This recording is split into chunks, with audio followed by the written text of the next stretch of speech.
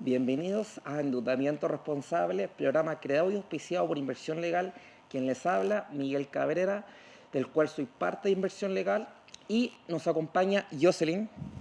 Hola Miguel, muchas gracias por esta invitación, estar nuevamente en el programa, informando a todos nuestros televidentes y esperamos que sea un muy buen programa. Los invito a que nos acompañe en este programa. Inversión Legal, pónganos a prueba. Notables defensas judiciales por falta de pagos de sus deudas. Ser exitosamente defendido, no pagando de más ni teniendo que renegociar. Detenemos automáticamente el embargo y aseguramos que todos sus bienes se mantengan en su poder. Su tranquilidad y su buen dormir, 100% garantizado. Sin duda alguna, su mejor inversión legal. Agende su atención al correo contacto@inversionlegal.cl. Inversión Legal. Bienvenidos amigos para este programa en el cual vamos a hacer una recapitulación de los programas anteriores que ya se habló de lo que son los divorcios, los tipos de divorcio, y en este programa veremos lo que es compensación económica y a su vez otros temas de familia como por ejemplo alimentos, relación directa y regular, cuidado personal, etc. Hay que decir, antes de entrar a este programa, un pequeño resumen para que usted, amigo, televidente, patrocinado, entienda lo que es una compensación económica. Dijimos que en el divorcio hay tres tipos de divorcio: el divorcio de mutuo acuerdo, el unilateral y el divorcio culposo. En estos tres tipos de divorcio sí se puede solicitar lo que es una compensación económica. Recordando, divorcio de mutuo acuerdo, el cese efectivo es 1 año, el unilateral son 3 años y el divorcio culposo por las causales que establece la ley, como por ejemplo que uno de los cónyuges haya ejercido algún tipo de violencia en contra del otro. Luego de este pequeño resumen, nuestra invitada en esta ocasión, Jocelyn, nos hablará, nos dirá y nos explicará qué es una compensación económica. Jocelyn. Bueno, la compensación económica es una indemnización que se da a aquel cónyuge que se dedica al cuidado del hogar y de los hijos. Es aquel que sufre un menoscabo económico. Se puede entender que, por ejemplo, uno de los cónyuges, si bien se dedicó al cuidado de los hijos y del hogar, ¿cierto?, sí recibió algún tipo de remuneración o lucro sin necesidad de trabajar. Entonces es importante saber que es cuando ocurre un menoscabo económico. Ahí es cuando se da este tipo de indemnización, entre comillas, en que uno de los cónyuges, ¿cierto?, equivale al otro económicamente para que la separación sea más equitativa, por decirlo de alguna forma muy bonita. Bueno amigos, aquí la explicación que dio mi colega, en este caso, se nos dijo qué es una compensación. Aclarar, lo primero, que cualquiera de los dos cónyuges puede solicitarla, no siempre la mujer y no siempre el hombre, porque siempre se cree popularmente que solamente la mujer la puede solicitar, y no es verdad. El hombre también puede solicitar compensación, así que patrocinadas, patrocinados, cualquiera de los dos lo puede exigir. Como dijo Jocelyn, importante que debe existir un menoscabo económico, real y efectivo. Y obviamente no se trata de decir yo trabajé, no trabajé y con eso basta acreditarlo. ¿O me equivoco, Jocelyn? No te equivocas. Hay diversos modos de acreditar esto, por ejemplo, si una persona trabajó las cotizaciones provisionales, el ISAPRE, porque se entiende de que existe todo este ahorro para la jubilación en el cual uno puede probar y calcular más o menos la renta que tuvo esa persona. Ahí se entiende si hay o no hay un menoscabo económico. Ahora también existe la salvedad de que a lo mejor trabajó, pero lo hizo en menor medida de lo que pudo haberlo hecho. Ya, Eso también es un menoscabo económico. vamos ordenando. Aclaremos a la gente. Jocelyn, ¿cuándo uno puede solicitar esta compensación? Sabemos que estamos en el divorcio, tema que ya se habló y se conversó, pero ¿cuándo la persona, cuando se quiere divorciar, puede solicitar esta compensación? Bueno, supongamos que estamos en un divorcio unilateral, ¿cierto? ¿Ya? En el momento de la demanda uno puede demandar, ¿cierto?, la compensación económica. ¿Hay algún monto, digamos, como máximo para demandar una compensación o no? No hay un monto, pero sí se hace un cálculo ¿Ya? razonable, ¿cierto? En base al nivel educacional de la persona, si trabajó anteriormente, o sea, tampoco es que nos vamos a desproporcionar y vamos a pedir 1.000 millones de compensación económica. ¿Ya? O sea, tiene que ser un cálculo lógico y racional a las circunstancias de las personas que lo están solicitando. Tu explicación nos dijiste que aquel cónyuge que se haya dedicado al cuidado de los hijos o a las labores propias del hogar común y que no haya podido trabajar. O ¿Me lo equivoco? haya hecho en menor medida. Ya, hay una frase en la ley que mucha gente malentiende que quiero o queremos explicar, actividad remunerada o lucrativa. Cuéntanos, ¿qué significa esto? Bueno, una actividad remunerada se podría entender como cualquier tipo de trabajo, ¿cierto?, Ya, apatronado, en el que efectivamente existe una remuneración, y una actividad lucrativa, el ejemplo, por ejemplo, de tener un negocio, arrendar ya. una casa, no sé, un Uber. Entonces, digamos, Eso es lucro, no necesariamente trabaja, porque perfecto. efectivamente va a ingresar dinero, pero sin haber trabajo de por medio.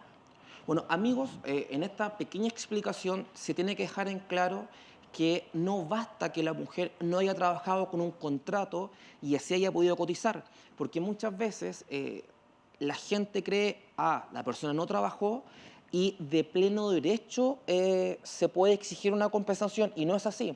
A veces, como dijo nuestra amiga acá presente, la mujer o el hombre simplemente no cotizó, pero sí recibió una actividad lucrativa, como por ejemplo el arrendamiento de algún inmueble, el arrendamiento de un auto inclusive. Por lo tanto, en ese aspecto uno tiene que ser súper claro. La compensación tiene requisitos y esos requisitos siempre se deben cumplir. Por supuesto. ¿Sí? Sí, dentro de los requisitos está, por ejemplo, la salud de los cónyuges, Ya, el detrimento económico que pueda haber sufrido alguno, ¿cierto? perfecto. También tenemos las pensiones para la vejez, puede que nunca haya cotizado, por lo tanto no tiene ningún tipo de pensión para la vejez y eso obviamente causa un menoscabo económico. Ya, entonces, en lo que aquí Jocelyn está tratando de La explicar, duración del matrimonio. algo muy importante, que todos los factores mencionados anteriormente son para decidir si efectivamente la compensación procede y no procede.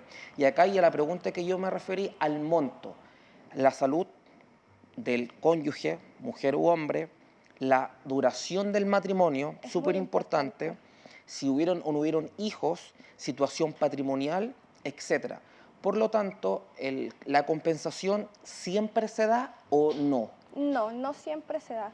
¿Ya? Existen casos en que efectivamente no hubo un detrimento económico, quizás el matrimonio fue muy corto, no hubieron hijos, siempre trabajó, entonces no se dan en los elementos básicos de la compensación económica y no procede.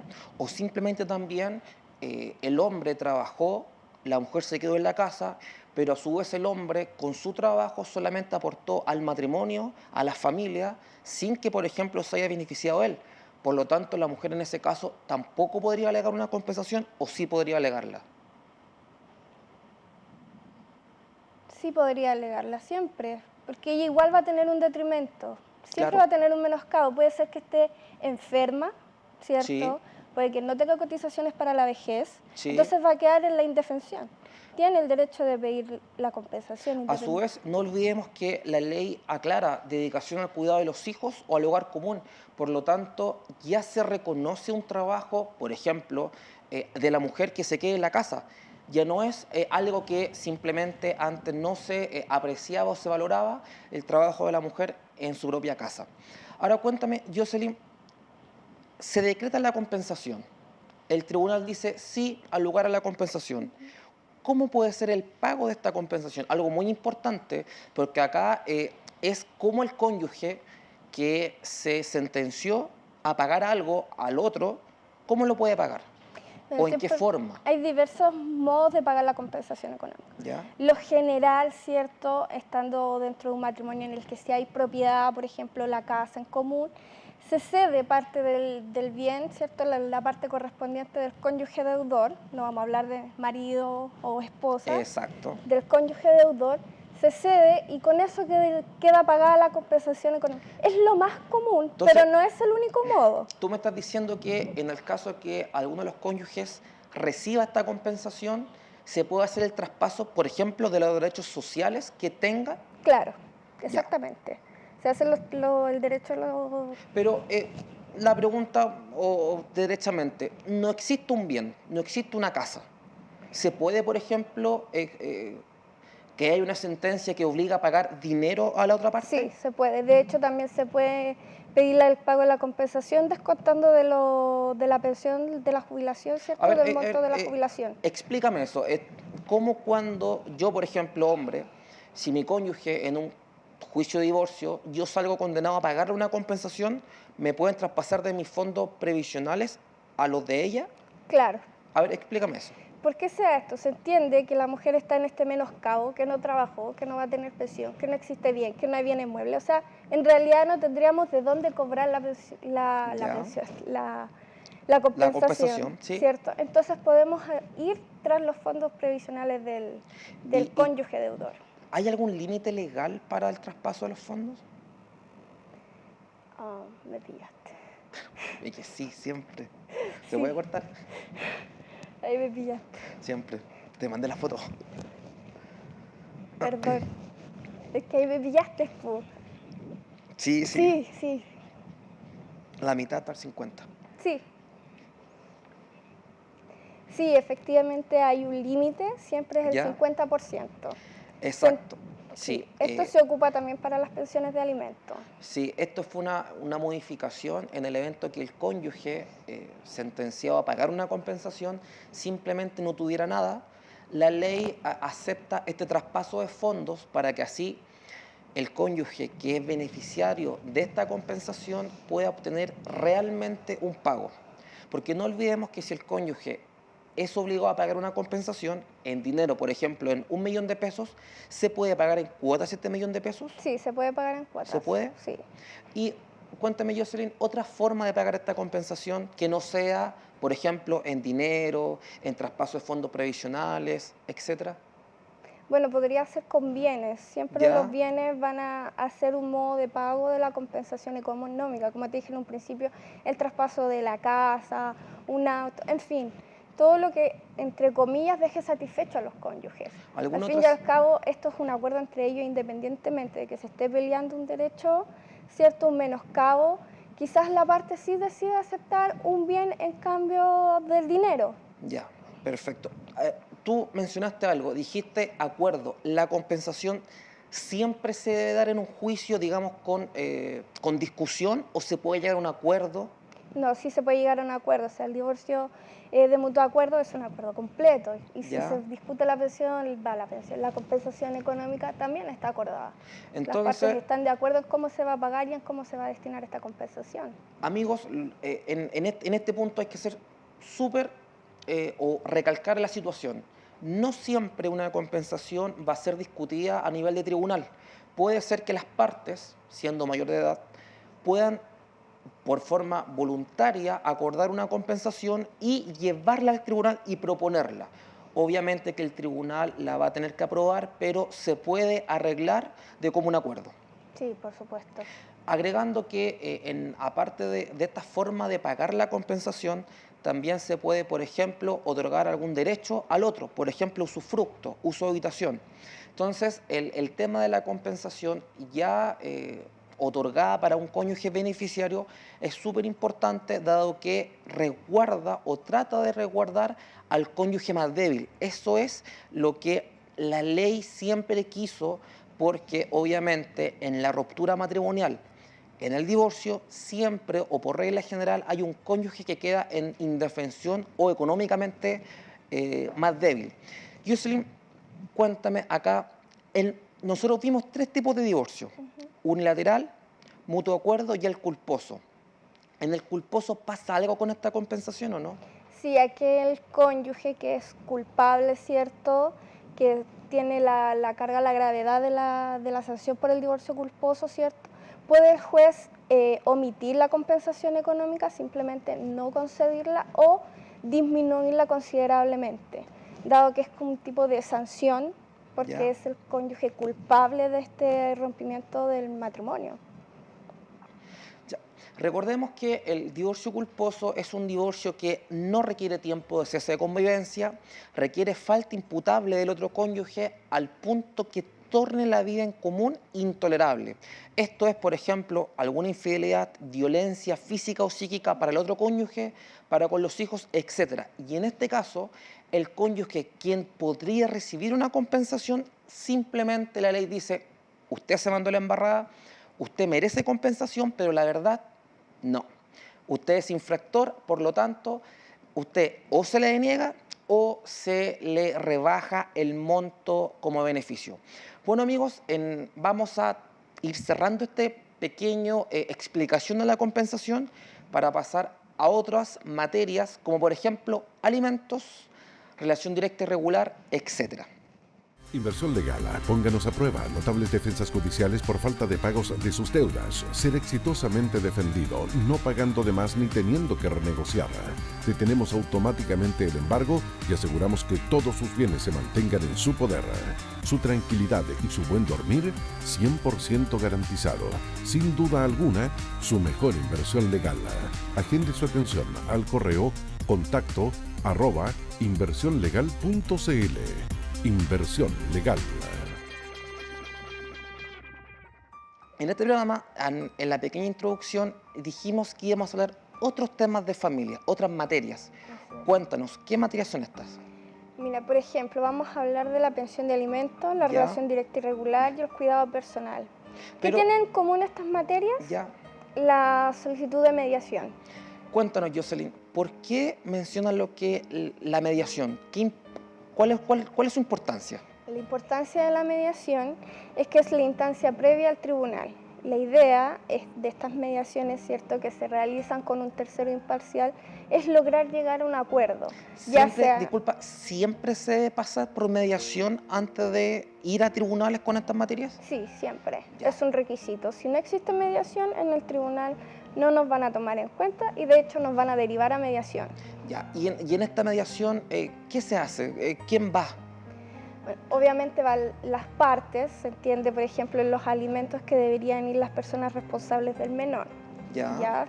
Lo mismo en la relación directa regular y el cuidado personal. Ahora, en el cuidado personal hay que tener la salvedad de que, por ejemplo, la puede pedir un abuelo, que generalmente ese es el caso cuando se pelea un cuidado personal, es porque los padres, ya sea por diversas circunstancias de la vida, no pueden hacerse cargo de los hijos, generalmente drogadicción, Sí, abandono. es interesante, pero volvamos a lo que es la mediación. En esta mediación, dime, ¿hay mediadores públicos, privados? Porque la gente, hay que tratar de explicarle, claro, le decimos que lo que es la mediación, perfecto, pero ¿cómo la gente llega a una mediación? O al mediador, ¿cómo la gente va? Mira, hay públicos y privados. Uno Ya. puede pagar por un mediador, ¿cierto? Tratar de lograr el acuerdo y saltarse la instancia del tribunal, o puede ir directamente al tribunal y preguntar a las oficinas de mediación y a las cuales son derivadas, te dan una hora y tú tienes que asistir. Estos sí son gratis hasta un cierto margen, va a depender de la remuneración de las personas que lo solicitó. Perfecto, entonces acá la gente tiene que saber que si en un determinado caso no tiene dinero para acudir a un mediador privado, el Estado proporciona mediadores para que así puedan solucionar sus conflictos antes de ir al tribunal. La mediación es un punto importante dado que si la gente soluciona, aclara y establece, la mediación puede arreglar todo esto sin ir a tribunales, ¿no es cierto? Sí. Ya, ahora, supongamos que la gente no va a mediación. ¿Qué pasa ahí? ¿Se frustra? ¿Qué pasa?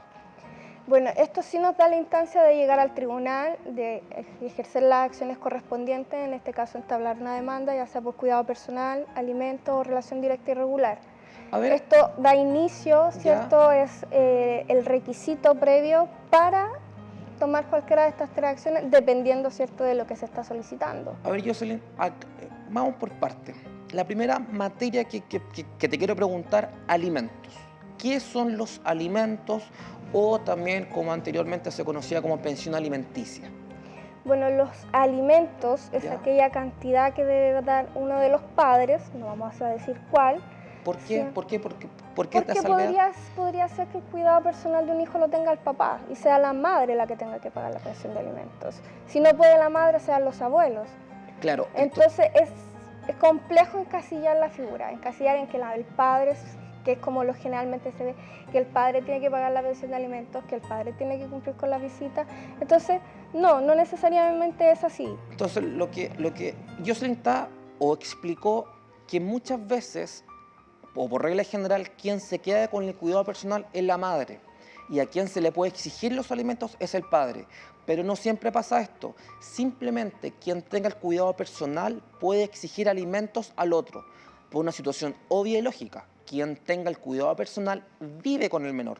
Por lo tanto, amigos, no crean que solamente es un derecho exclusivo para las mujeres.